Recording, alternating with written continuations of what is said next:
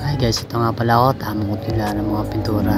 Yan kasi ang trabaho ng mga helper ng mga pintor. Yan nga pala si tatay yung kasama ko, napakabait niyan. Tinuturuan din ako niya magpintor si tatay, yan o, diba?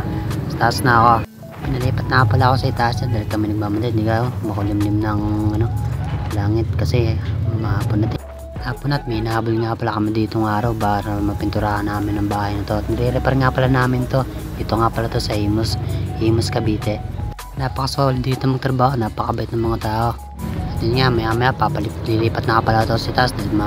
Tapos na nga pala ako dyan kasama ko sa tatay para mabilis kami makagawa.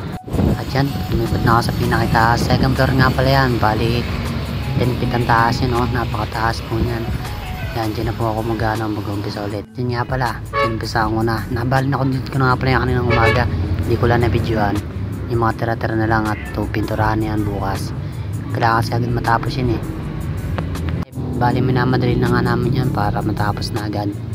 Kasi may nahabol kaming harap. Natapos namin yan kasi gawa rin ng likod. Kailangan din namin ngabulin yan eh. Para kasi dyan nga pala, medyo hapon na yan kaya minamadali namin. Overtime nga pala kami dyan ng 1 oras. Bali, pasok namin alas 8, labas namin alas 5. At overtime kami ng 1 oras hanggang alas 6. At yun na nga, tatanggan dito na ulit sa susunod na video na ulit. Salamat!